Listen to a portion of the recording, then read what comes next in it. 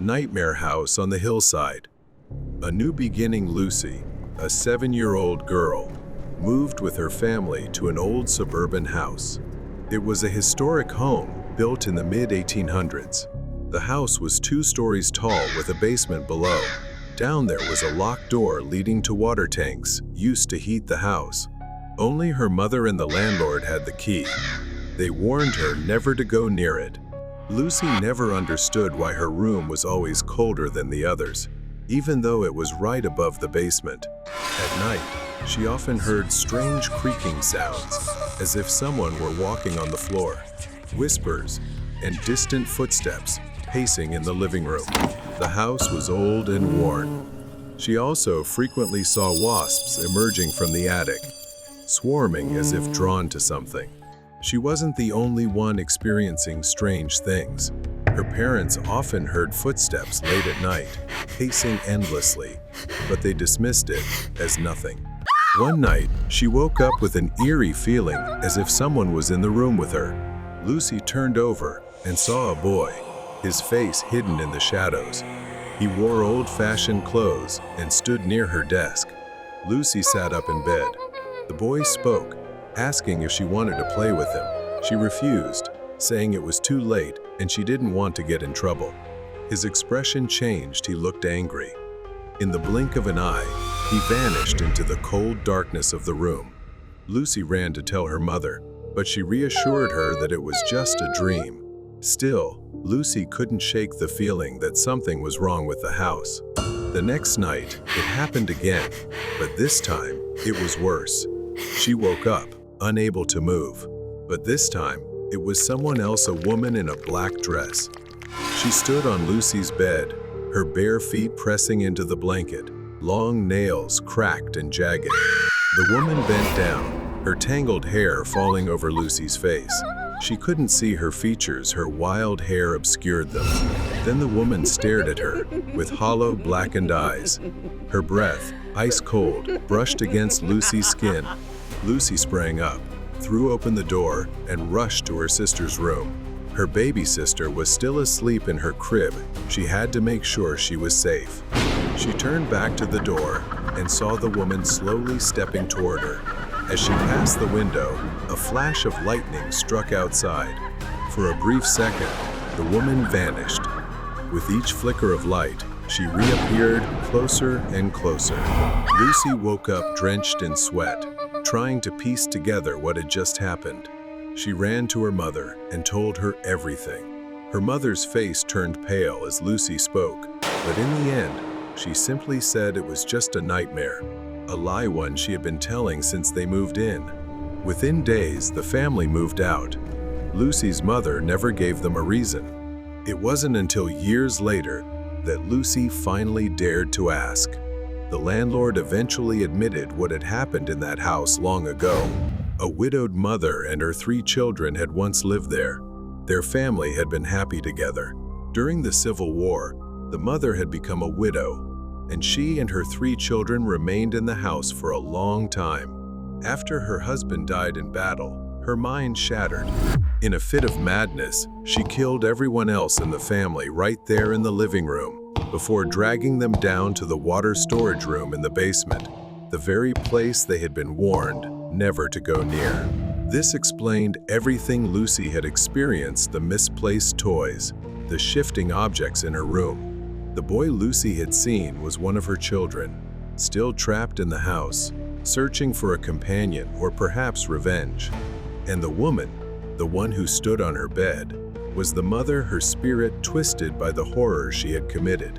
Lucy often wondered what would have happened if they had stayed in that house. Would they have become part of its story? Would the woman have done to them what she had done to her own children? She would never know. But sometimes, in the dead of night, she found herself thinking about that house on the hill and the dark secrets it held. The madman on the highway. This particular memory has haunted her with anxiety and panic for years. She was a single mother, working as an Amazon delivery driver to make ends meet. Lucy would drive to various delivery locations, and one time she was on the highway near midnight. The sky was overcast, Thunder rumbled around her, but the rain had yet to begin. The low fuel light flickered as a warning. The highway stretched ahead, desolate, surrounded by dense, dark forests. Lucy checked the map and saw a gas station 15 minutes away. She decided to take her chances, skipping a crowded one of the biggest mistakes she ever made. Following the GPS directions, she turned onto a dusty road surrounded by thick woods. The road was so uneven that speeding up was nearly impossible. Then, Lucy saw him. A man stood by the roadside, dressed in tattered clothes. His scarred, filthy skin glowed under the dim light as he stared at her. Thinking he might need help, she made her second mistake.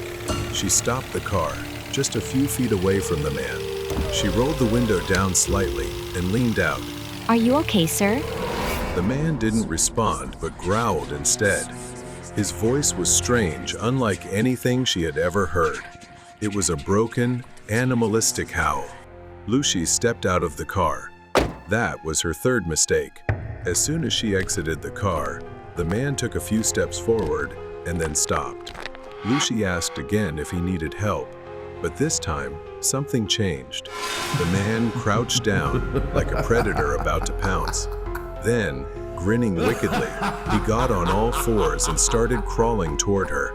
Before Lucy could comprehend what the hell was happening, she bolted for her car. The man began crawling at her, faster than she thought possible. He kept crawling toward her, his sinister grin stretching wider. His unblinking eyes locked onto her. Panic surged through Lucy. She could hear his shrill laughter behind her. But before he reached her, she slammed the car door shut, locked it, and fumbled with trembling hands to start the engine. The condition of the road was terrible. Lucy didn't notice the large ditch on the right. Her car suddenly sped up. The right wheel slipped into the ditch, causing a violent jolt, trapping her vehicle.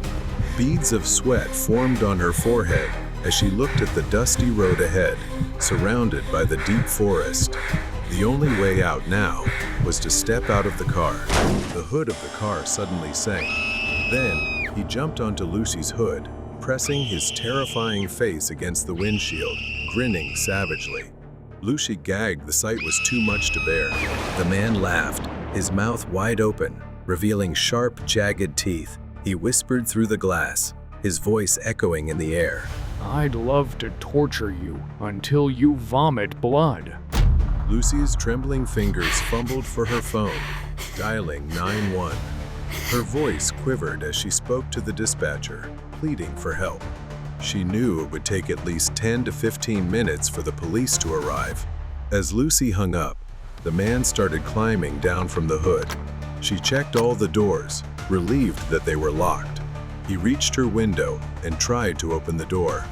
Then, he turned around and began searching for something on the ground. After a few minutes, he stopped and picked up a large rock. He hurled it at the window. The glass cracked under the impact, but did not shatter. Lucy screamed, gripping the steering wheel tightly.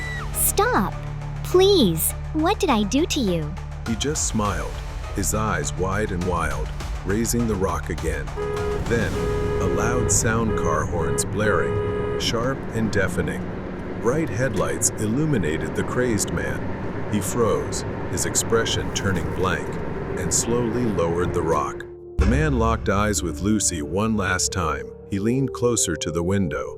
Looks like today is your lucky day. If you ever pass through here again, don't forget to pick me up. He turned around and ran, disappearing into the forest. The truck pulled up beside Lucy's car, and the driver jumped out to help. The world blurred, then everything faded to black. Lucy had passed out in her car.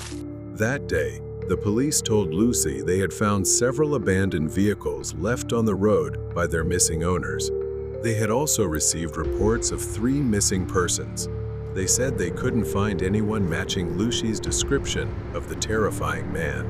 She didn't know where he was now, but for all delivery drivers and night travelers, the warning was clear: never stop for suspicious strangers, especially when driving alone in a desolate area. The Echo of the Hunter. It was an afternoon. Leo had been restless all day, so he decided to take Max for a walk to a nearby field. It was spacious, airy, and peaceful. However, as they ventured deeper into the field, Leo started hearing strange noises. At first, it sounded like someone groaning, but he ignored it. Shortly after, a figure emerged from the trees. A man wearing a long black coat. Leo wondered who would wear a long coat in such hot weather. For some reason, he had a bad feeling. He quickly hid behind a tree, hoping the man hadn't seen him. He crouched down and commanded his dog to stay quiet. Thankfully, Max was always an obedient pup. The man lingered for a moment, but eventually walked away. A few minutes later, Leo could no longer hear his footsteps. He thought he was safe, but just as he started to leave with his dog, Leo heard that eerie groaning sound again behind him. At first, Leo hesitated, but he slowly turned around to see what was happening. He wished no one would ever have to experience something like this, because what he saw at that moment would become the worst nightmare of his life. He was there, standing still, staring at Leo. But this time, he wasn't alone. Beside him was a woman. Her clothes were torn and stained with something dark. Leo didn't want to think about. She was holding a knife. Her eerie smile twisted in a way that made her look completely insane. Max, run! Leo turned and sprinted away. He was halfway through the field when, in his frantic escape, he tripped and fell to the ground. Pain shot through his knee as he hit the ground and skidded forward. The woman's laughter echoed behind him. As he tried to get up, he realized his foot had been impaled by a shard of glass from a broken beer bottle. But there was no time. He summoned all his strength and yanked it out. It was difficult to stand and run. Leo struggled to crawl forward, knowing they had surely seen him and would catch up in no time. The woman got closer. Leave me alone! He screamed at them, hoping someone would hear his cries for help, but there was no one around. Max, Leo's dog, stood in front of him and began growling at the woman. Just as she moved to strike, Max lunged and sank his teeth into her leg, making her scream in agony. In retaliation, she threw his dog to the ground, injuring it severely. An uncontrollable rage surged within Leo. He got up and saw that she was wounded at the hip, so he lunged at her, causing her immense pain. But before Leo could catch his breath, a sharp pain shot through his spine. As Leo collapsed to the ground, he saw the man standing behind him. The man had stabbed him, making Leo fall, gasping for air as the world spun around him. Leo thought he was about to die, and in those final moments before closing his eyes, a gunshot rang out beside him. It was Leo's neighbor. He was holding a hunting rifle and had shot the man in the hand, making him scream in pain.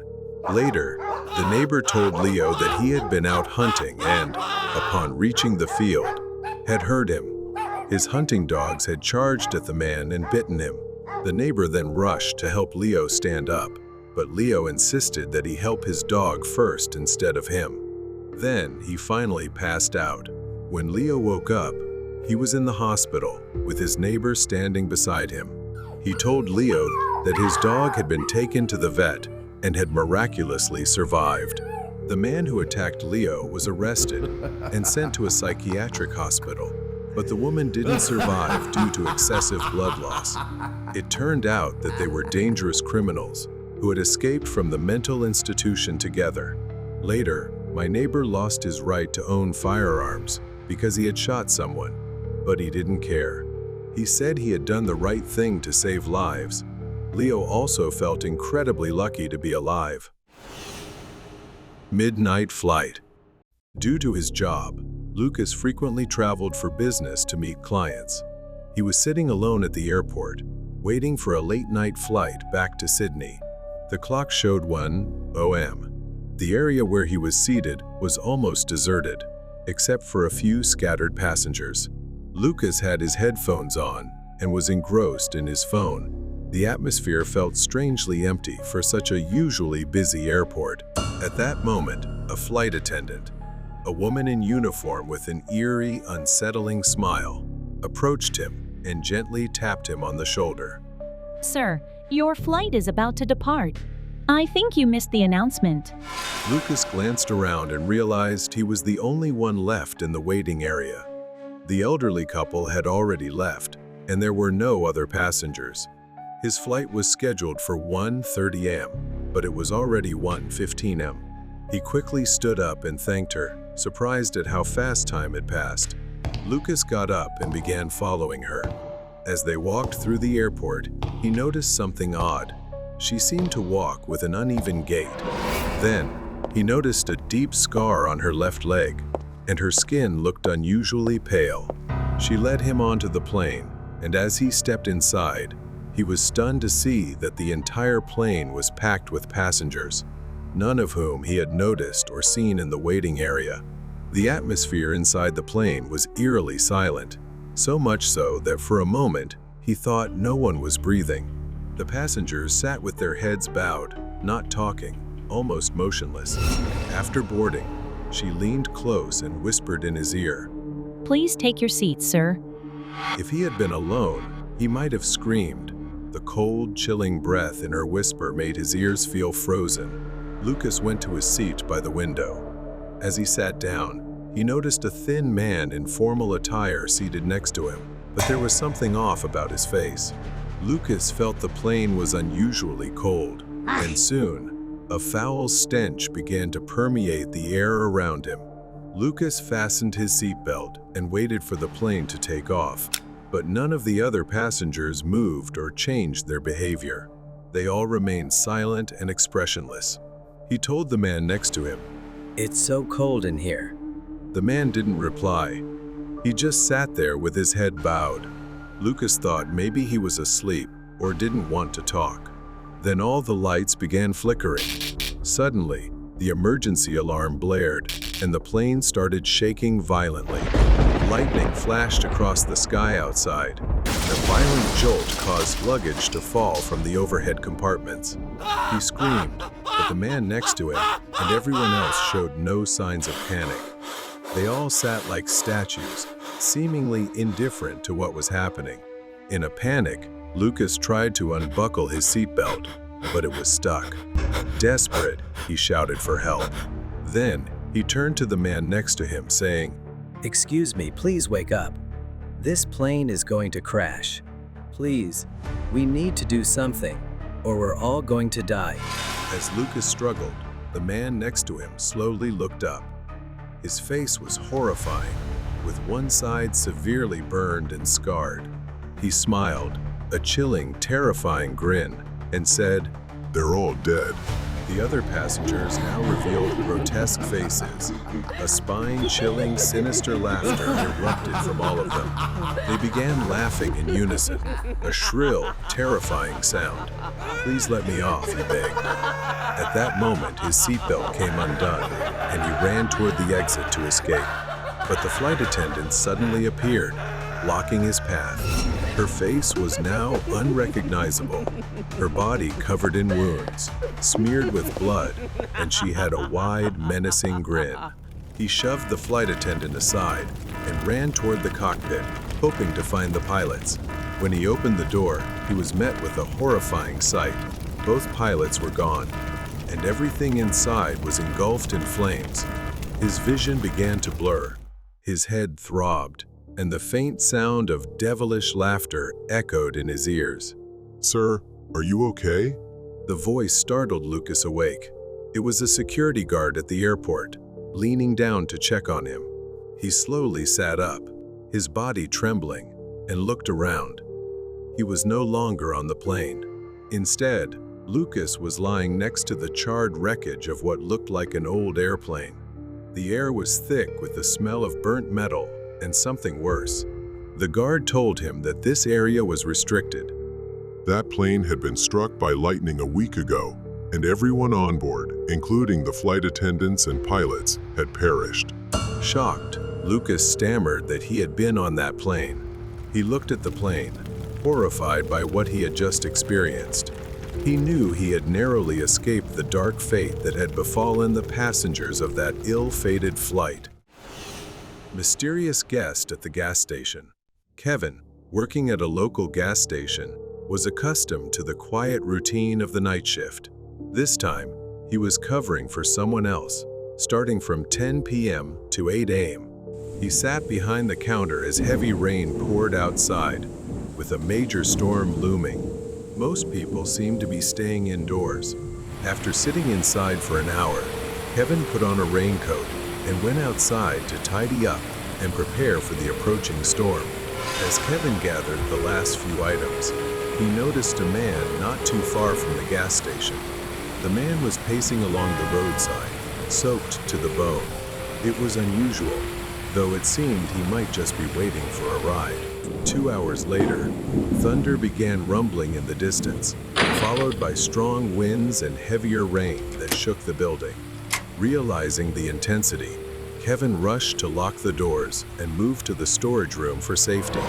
About 30 minutes into the storm, it took him several moments to realize that someone was banging on the front door. He left the storage room to check. Someone was outside, looking in and pounding on the door repeatedly.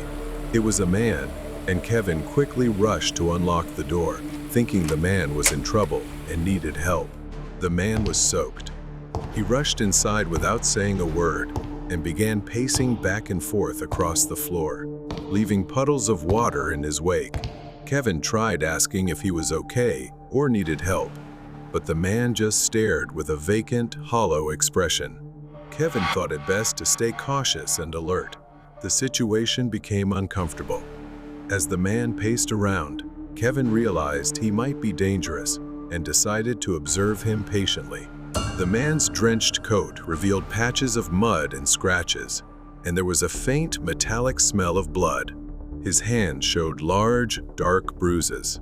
A gut feeling told Kevin that this man might have been involved in some violent incident. His appearance and behavior raised alarm bells in Kevin's mind. Though uneasy, Kevin decided not to escalate the situation, hoping the man would eventually calm down or leave. But the tension only grew as the storm intensified, leaving Kevin to think about his next move. The man seemed oblivious to everything, pacing around and mumbling incoherently. Occasionally, he cast strange glances at Kevin whenever he reached for his phone. Kevin noticed mud on the man's shoes and realized it was clay. He was familiar with it because customers often tracked it in on rainy days.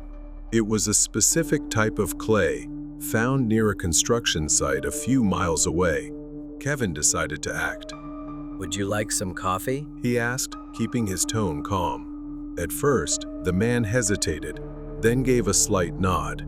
Kevin poured a cup and handed it to him. The storm outside seemed to be subsiding. While the man was distracted, Kevin quickly scribbled a note under the counter that read, "Call the police," waiting for an opportunity.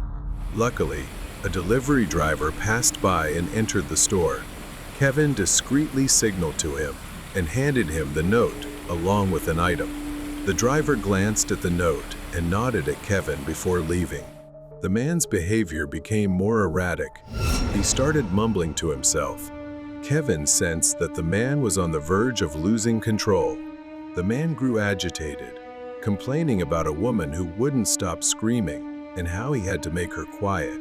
Kevin pieced it together. The missing woman he'd heard about recently could likely be his victim. Kevin used the storm to create a distraction. When lightning struck and the lights flickered, he toppled a stack of metal shelves, startling the man. Amid the chaos, Kevin grabbed a wrench to defend himself if necessary. The man stumbled, spilling his coffee, and Kevin used the confusion to edge closer to the exit. Moments later, red and blue lights reflected off the rain-splattered windows. The police had arrived, tipped off by the delivery driver. The man tried to flee, but was quickly subdued. Kevin led them to the construction site. He deduced from the man's mud-caked, clay-covered shoes. There, they found the missing woman alive, though bound and hidden in an abandoned shed. relieved to see her taken to safety. Kevin stood in the rain, trembling. The storm had passed, but its horrors lingered. Kevin finished his shift in silence. Encounter with the stranger. Nana was driving alone on a deserted road late at night, eager to get home after a long day. She gripped the steering wheel tightly and turned on some music, hoping it would make the lonely drive a little less daunting. 15 minutes into her drive, the car jerked violently to one side with a loud bang. Her vehicle suddenly shuddered and came to a halt. She pulled over to the side of the road and realized she had a flat tire. Frustrated, Nana stepped out of her car to assess the situation. She crouched down to inspect the tire. It was completely flat. As she pondered how to handle the situation, a low whistle broke the silence in the distance. It was eerie and unsettling, especially considering the desolation of the area. Instinctively, her hand reached for the flashlight in her car trunk. She scanned the area and spotted a red Chevy parked under a tree. Nana checked her phone. It was 9 p.m. She wondered why someone would be whistling a romantic tune on such a deserted road. Even more troubling, she had no cell signal. Although her instincts told her to stay in the car, she thought maybe the owner of the car nearby could help with her flat tire. She began walking toward the sound. Just around the next bend, Nana stopped near a large tree surrounding a clearing. Beyond it was the edge of a cliff overlooking the starry sky. Nana saw a man and a woman sitting under the tree, seemingly sharing a romantic moment by a campfire. The man had his arm around the woman, her long blonde hair cascading over his shoulder. The man was whispering into her ear, and even chuckling softly. The night around them was eerily quiet, except for the rustling of leaves. She crept closer, hiding behind a tree, noticing something odd about the man's demeanor.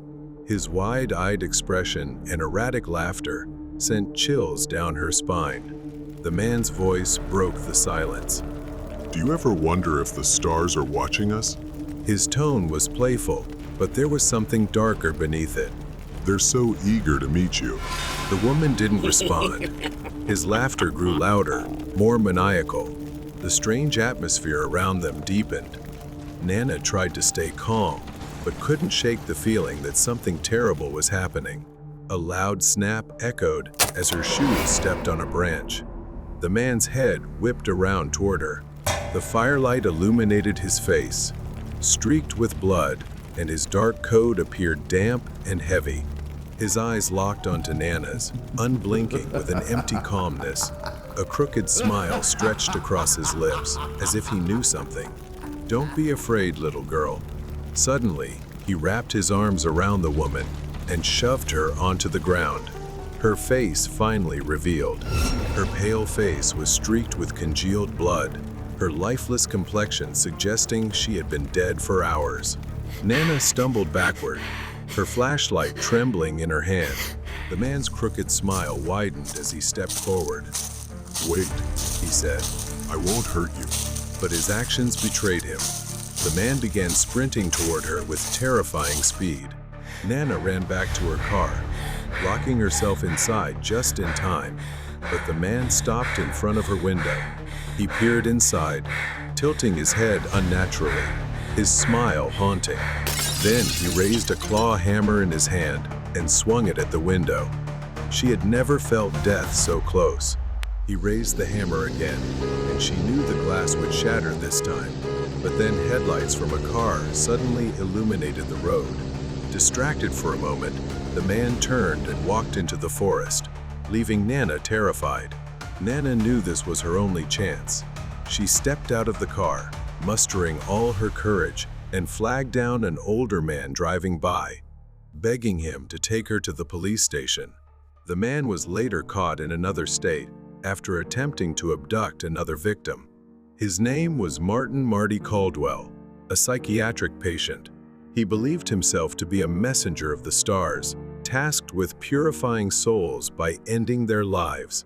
Nana felt incredibly lucky if not. She might have met the same grim fate. Invisible ownership. Lena grew up in a strict family that didn't believe in ghosts, but was absolutely certain about demons. But her mother was different. She was indifferent to faith and struggled with mental health issues. One night, Lena had a terrifyingly vivid nightmare that she remembers in detail to this day. Lena was lying in bed when her mother burst into her room, screaming in rage. She grabbed Lena's wrist and shook her violently. Lena woke up drenched in sweat, her body stiff with fear. But before she could shake off the nightmare, it happened again, except this time, she wasn't asleep. The door swung open, and there she was, just like in Lena's nightmare. The same furious expression, the same inexplicable anger, the same words. It was as if the dream had been a prophecy. Lena barely managed to push her away, screaming for her to stop. And then, just as suddenly as she had entered, her mother walked away. The next morning, when Lena confronted her, her mother remembered nothing. She looked confused, even slightly hurt. Lena was too shocked and told herself it was just a coincidence, but deep down, she wondered if it was something much worse. A few weeks later, Lena heard her mother screaming from the backyard. It was a strange sound, not a scream of panic or even distress, but of excitement. She rushed outside and froze at what she saw. Her mother stood in the yard, grinning, holding a snake in her bare hands. But the worst part? She had been terrified of snakes her whole life. She couldn't even look at them on TV without recoiling. Yet, there she was, clutching the snake like it was a toy. Come here, take it. Mom, what the hell is going on? But her mother's eyes didn't seem to register her words. She just smiled and tilted her head in an eerie way. Lena turned and ran inside, slamming the door behind her.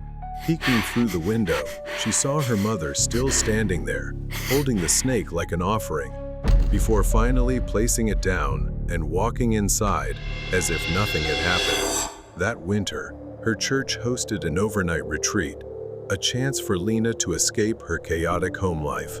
She felt relieved to go. Her mother dropped her off, completely lucid, even kissing her forehead before driving away. Around 4:30 a.m., as everyone lay deep in sleep, a loud knocking echoed through the chapel. Everyone sat up, glancing at each other. The knocking moved around the building in an unimaginable way, sometimes seeming to come from multiple directions at once, rhythmic and eerie. No one knew where it was coming from. The pastor, the only one with the key, was asleep in his office and hadn't heard anything. Lena ran to wake him up. As soon as he stepped into the chapel, the knocking stopped. He opened the front door and actually staggered back in fear. Standing there, barefoot in the freezing cold, clothes disheveled, hair drenched in sweat, it was Lena's mother. Her lips moved, but Lena couldn't hear what she was saying. She didn't acknowledge the pastor. Her eyes locked onto Lena immediately. A slow, unsettling smile spread across her face as she stepped toward her. The pastor grabbed her wrist. Stay here. But Lena felt utterly powerless, as if she had no choice but to go with her mother. She climbed into the car, afraid that her mother would do something, but she didn't. The drive home was silent. She said nothing, no explanation, no response when Lena asked why she had come. When they reached home, she stopped at the door and simply stared at Lena, standing silently as Lena walked into her room. Lena shut the door, locked it, and lay awake for hours, listening. But her mother's behavior only grew stranger. The next morning, her mother acted completely normal standing in the kitchen, happily making breakfast, as if the strange events of the night before had never happened. No one else at the church remembered it. Or worse, they refused to talk about it. That was how people treated her mother back then. Now, her mother was gone, but Lena would never forget. The experience lingered, and the uncertainty of what she had witnessed haunted her long after. For better or worse, she no longer knew if she believed in demons or the supernatural, but Lena couldn't explain what had happened.